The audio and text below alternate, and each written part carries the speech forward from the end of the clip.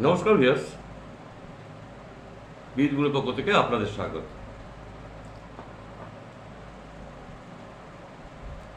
Viewers, আমাদের আজকে ঈশ্বর নিয়ে আলোচনা করার কথা। সেই প্রসঙ্গেই একটু বিজ্ঞান নিয়ে এই 2-1 মিনিট একটু আলোচনা করি।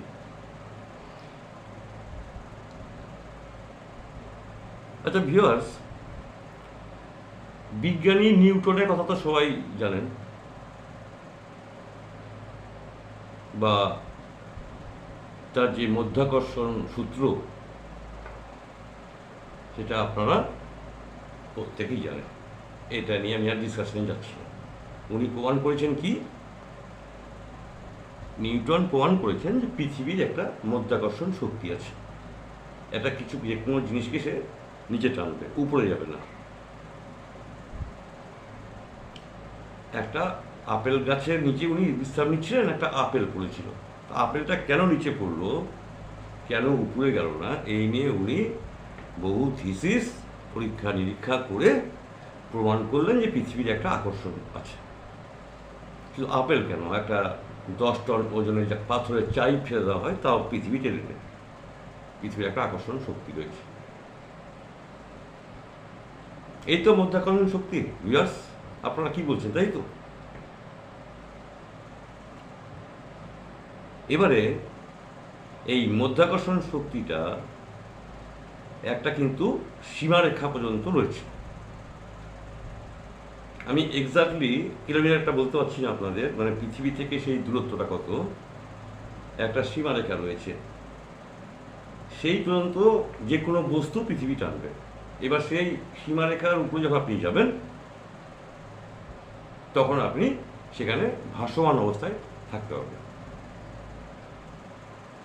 যারা মহাকাশচারী, যারা মহাকাশে যাচ্ছে, মহাকাশ যান নিয়ে যাচ্ছে, তারা তো সেই দূরত্ব গিয়ে নিজেকে ঝাঁপ দিচ্ছে, দেখছে হ্যাঁ ভেসে থাকছে। তখন সেখানে আর পৃথিবীর আকর্ষণ নয়।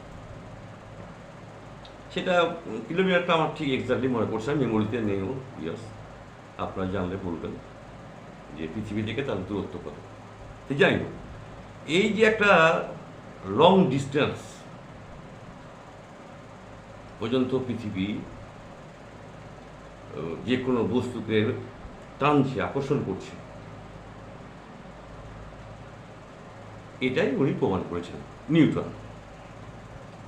এবার আমি ঈশ্বর আসছি ভিউয়ার্স। ঈশ্বর আপনাকে আকর্ষণ করছে, এটা কিন্তু মাথায় রাখবেন না। আপনি যেমন ঈশ্বরের কাছে পৌঁছানোর জন্য ব্যাকুল হয়ে গেছেন, কী করে আমি ঈশ্বরের কাছে পৌঁছাবো, ঈশ্বরও তেমনি আপনাকে কাছে পাওয়ার জন্য উনিও ব্যাকুল। তাহলে মাঝখানে কি দূরত্ব হচ্ছে? মাঝখানে এই ডিস্টেন্সটা হচ্ছে, এই যে লং ডিস্টেন্সটা, এই লং ডিস্টেন্সটা আমাদেরকে উতরাতে হবে। কী করে উতরাতে হবে? ওই রকেটে করে তো হবে না, বা ওই আপনার কি বলে মহাকাশ যানে করে তো হবে না। ওনার কাছে পৌঁছতে হবে। উনি তো নিরাকার ব্রহ্ম। আমি তো বারবার বলছি যে ইনারা সব দেবদেবী, এই শিব পার্বতী বলুন, ব্রহ্মা বিষ্ণুই বলুন, এরা সব দেবদেবী। আর নিরাকার ব্রহ্ম যার কথা বলা হচ্ছে, তিনি তো নিরাকার, তিনি তো ঘুরছেনই আকাশে বাতাসে, পৃথিবীর প্রতিটি প্রান্তে তার অবস্থা।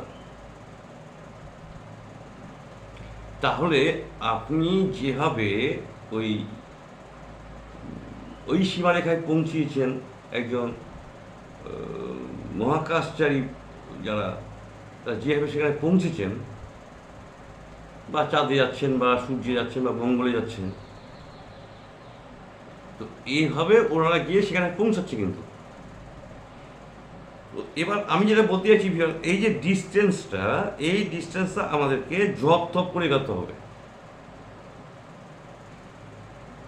ওনারা তো একটা জানে করে গেছেন, আর আমাদেরকে জপ তপ করে ঈশ্বরের নাম নিয়ে একাগ্রতা নিয়ে একনিষ্ঠভাবে আমাদের জপ তপের মাধ্যমে উনার কাছে পৌঁছাতে হবে। উনি আমাদের আকর্ষণ করছে।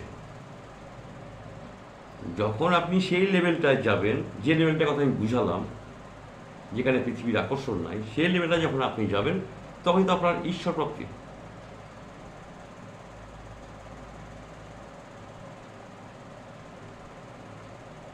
যেখানে মহাকাশচারী একজন গিয়ে নিজেকে ভাসিয়ে দিচ্ছে, বা একটা কলম ছেড়ে দিলেও ভেসে থাকছে, সেখানে পৃথিবীর আকর্ষণ করছে না, তো সেই পজিশন যখন আপনি যাবেন, তখনই তো আপনার ঈশ্বর প্রাপ্তি। ভিউয়ার্স,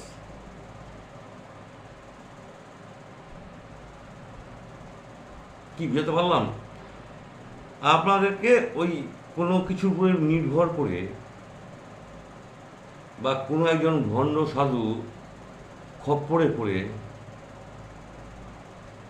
গুজবে বা হুজুকে নিজেকে ভাসিয়ে দিয়ে ঈশ্বর ভগবান লাভ করা সম্ভব নয়। ভিউয়ার্স, ঈশ্বরকে লাভ করতে হলে আমাদের ঘরে বসে জপ তপ করতে হবে। আপনারা মনোনিবেশ করুন, আপনারা করছেন, আমি জানি আপনারা করছেন, নাহলে আমার আবার 25টা 50টা ভিউ হচ্ছি বা কেন, তা তো দেখছেন, আপনারা করছেন, কিন্তু করুন, আরও জোর দিন এই জপের উপরে, মেডিটেশনের উপরে। তার সঙ্গে যোগব্যায়াম থাকবে। যোগব্যায়াম যেমন একটা রাস্তা ঈশ্বরের কাছে পৌঁছানো।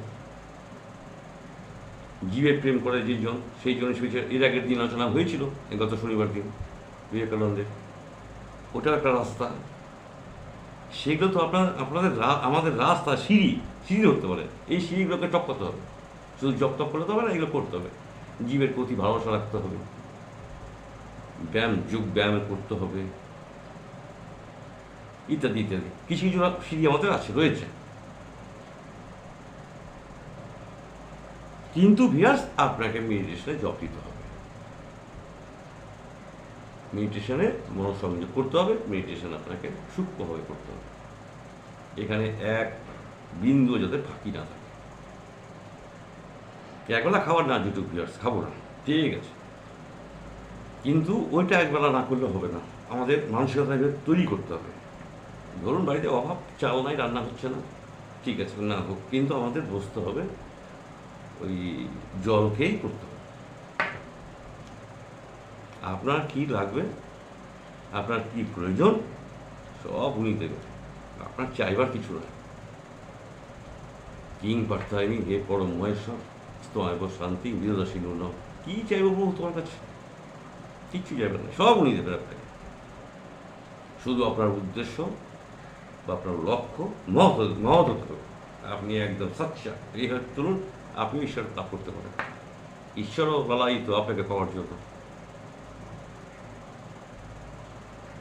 বিয়াস, গত সপ্তাহের শনিবার আর এই সপ্তাহের শনিবার কেমন লাগলো একটু কমেন্ট করুন। আমাকে কমেন্ট, আমি তো অন্ধকারে, একদম অন্ধকারে, আপনারা কেউ কমেন্ট করছেন না, একটু অন্ধকারে, ঠিক আমাকে একটু পরিষ্কার আলোতে নিয়ে আসুন। আমার ভুল হলে আপনারা ডেফিনেটলি ধরিয়ে দেবেন। আর আপনারা ডিসাইড করবেন যে আমার এই চ্যানেল থাকবে কিনা, যে না এই চ্যানেল রাখা যাবে না, অফ করে দেবেন, সে আলাদা কোশ্চেন। আর যদি মনে করেন না বিপুলবাবুকে দরকার আছে, আপনি চ্যানেলটা রাখলে সাবস্ক্রাইব করাতে হবে। আমার 107-এ গিয়ে গিট পড়ে গেছে। আপনাদের বন্ধুবান্ধবদের মধ্যে একটু শেয়ার করুন, একটু সাবস্ক্রাইব করুন, একটা করে লাইক করুন, একটা কমেন্ট করুন, একটু করুন ভিউয়ার্স।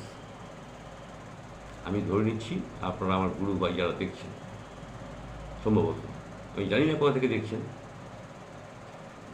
সম্ভবত গুরু, তা আপনারা একটু আমার জন্য ভাবুন, চ্যানেলটাকে রাখা যায়। ঠিক আছে ভিউয়ার্স, আজ এই চলে রইল। সবাই ভালো থাকবেন। পরম প্রভুর কাছে আপনাদের সর্বাঙ্গীন কুশল কামনা করি। সকালবেলা আপনার জন্য আমার বুক ভরা ভালোবাসা রইল। আবার আগামীকাল অন্য এপিসোড নিয়ে আসবো। আজকের মতো গুড বাই।